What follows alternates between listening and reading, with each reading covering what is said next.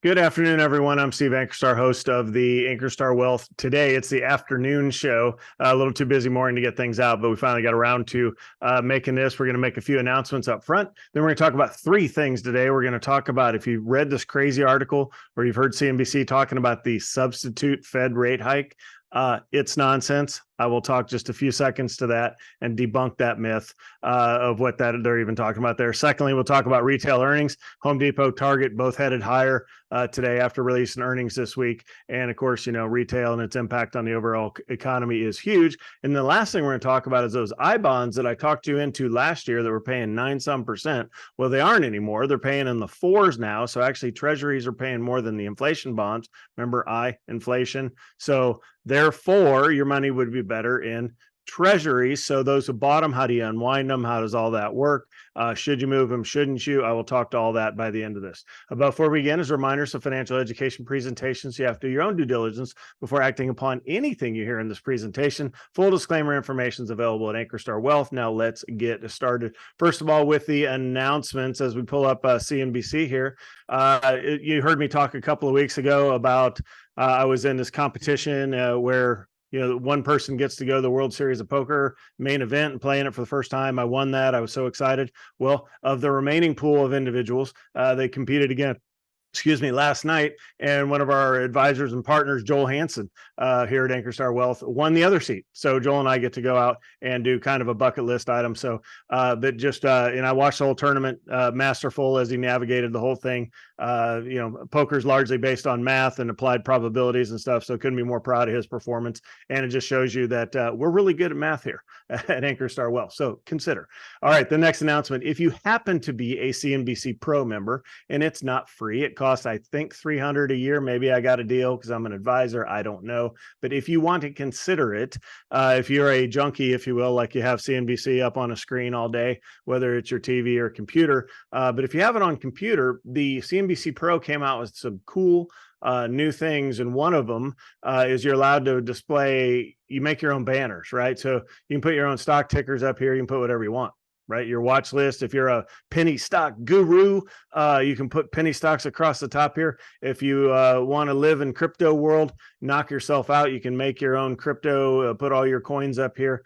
So it's pretty cool functionality. I kind of like it. When you manage a whole book, like we do here at Ankerstar Wealth, it's kind of nice to have your top holdings or new holdings that are up here. So for top ETFs, you recognize these names. You heard me talk about the DOGG the other day. And then KRE over here to the right. One of the big themes we had is about the regionals that, hey, all of this is baked in. They've been crushed. So we're loading up on KRE, which people are like, that's the regional banks. That's like the highest risk thing out there. I'm like, yeah, that's when you buy it, is when it is down big. We bought it. It's up 7% today. So thanks for your trust and confidence. For those who are like, what is going on in my portfolio? Why do I have banks when they're failing? Well, because we think that that episode in our history is done. We don't think the Fed's going to raise any more rates. Conversely, or similarly, I should say, you can have the top stocks displayed like you see here. Of course, what gets pole position? Apple, it does. Google and Amazon aren't far behind. Blackstone, love the company. They're up 4% today. And then Schwab. You've heard me talk about Schwab and the strength of its balance sheet and its future. And we still have that displayed. It's not our fifth biggest in the book by any means. It is new to our model, so it's new to some accounts. So anyhow, happy to see the move higher in the industry, in the financial industry today. Okay, what is this nonsense about a substitute interest rate hike in June's meeting? That is what is called nonsense, hyperbole, headlines to get clickbait, blah, blah, blah. Move on. I'll debunk this right now. There are some nonsense soothsayers out there that are going to say, by not raising interest rates in June, the Fed is in fact raising interest rates. It's like, okay, stop. Right? No, they're not. But what is going to give the effect of that is right now the Fed officials have done tough talk about how they're not lowering in the future. And right now, if you look at the yield curve, which we probably need to revisit again, it's its own show. I mean, literally, there's 4-year graduates of economics that I think probably don't fully understand one chart, right? But the market is pricing in that later this year we're going to do rate cuts, right?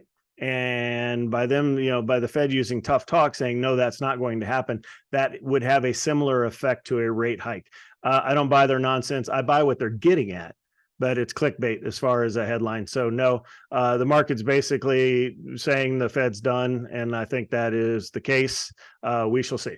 As you see a, live headline of the Federal Reserve and all that going across the banner there. So don't pay any attention to that. It is my opinion. Okay, let's talk retail. We had Home Depot release earnings on a Monday. They went down yesterday. They're back up today. We had Target release earnings today. A couple of negative headlines associated with Target and crime lords and taking advantage of them. All the headlines aside, as far as the company financials, I want you to look at Home Depot first. I think Home Depot is a little better investment. We do have this in our model, so take that with a grain of salt.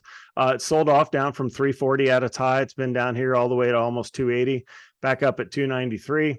Home builders, I think this is not, it's not a home builder, but home repair, if you will, retailer. You have Home Depot and Lowe's are kind of the main two horses in the race. I think Home Depot is a lot better, personally.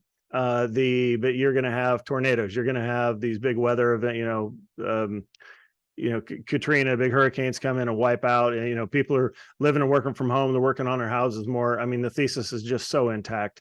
And I think it's actually fairly cheap down here. So when you look at the PEs, you're looking at that, high teens for a retailer, but it is kind of a specialty retailer. So I really like it. Consider. As far as Target, I like Home Depot better, but I also like Target. There's Walmart out there that undercuts everybody by price. Target charges, 10 cents per more per item. It gives you a little better shopping experience. If that's worth the 10 cents per item to you, you make the choice. Nobody's going to judge you or care.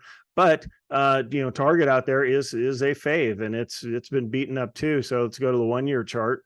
So here you go. It hasn't been beaten up like Home Depot has, but it didn't have as far to fall either. So went down to 155. It's on its way back up. When you look at a valuation, it's not quite as strong from a valuation standpoint as Home Depot is, but would certainly not. I have it in the book. Some folks are like, I just want Target because I shop there and I want to be a part owner. And I'm like, I got it. Thumbs up. And in the book it goes.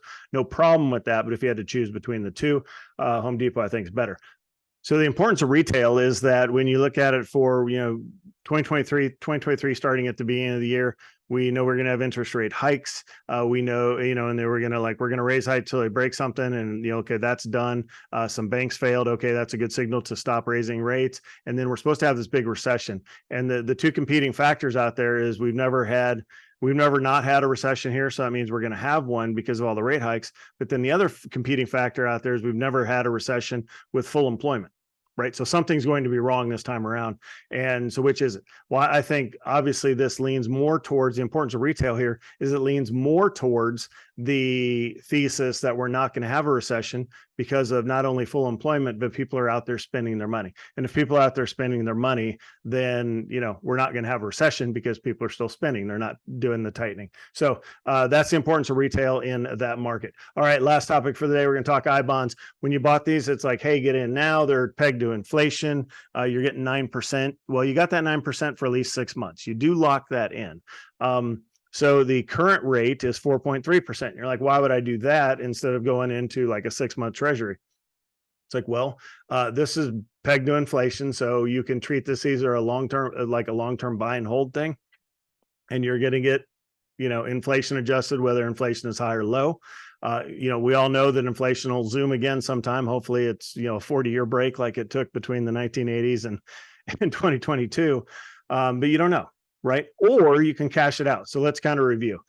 There's a fixed min rate here. So if rates go negative, we're a long way from rates going negative, but anyhow, you're never going to lose money on these bonds. So from an investment perspective, that's a good point of view. Here's the treasurydirect.gov. They answer some questions, but not necessarily all of them. After you hold it for a year, you can redeem it. And you can hold it for 30 years if you want. However, if you cash a bond in less than 5 years, you lose the last 3 months of interest. Do not get wrapped around the axle with that. If you want to sell and move on to something else, just think, okay, 3 months of interest, how quickly would I make that up somewhere else in a CD? Really quick, right? So don't sweat that, even though a lot of people are like, I don't want to leave any money on the table, so I'll stick with this investment. So I'm not telling you to sell it. I'm just saying it's time to, think about what are better options out there to make a little more money. Clicking over to Investopedia, which is kind of really where you want to go if you really want to dig deep in the answers that affect, your type questions. How do they work? We know all that. The fixed rate that you get, this not, when do I stop the 9% and start getting the 4%? Well, it switches every 6-month period.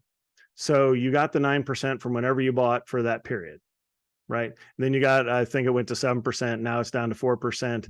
Thank the Fed, right? That's what they're doing for you. So as this schedules down, that's what you're going to get less according to whatever the inflation rates that come in for the CPI. So you're not still getting that 9%. Was my big point is take away from this is, yes, it was great. Now you're not. You're still getting 4 point whatever that was, 3 on the other slide there, 4.3, which is a good rate. It's just not as good as it was. However, when you go to sell these, there's 2 ways to get taxed on them.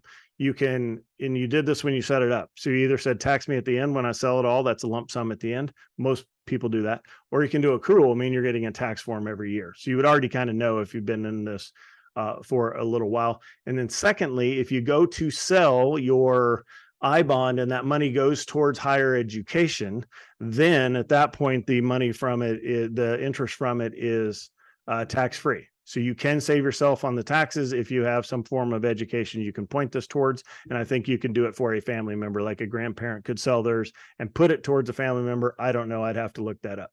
So that's what I have for you today. Thank you so much for listening in. And we'll be back with you tomorrow morning. You have a good one. Bye.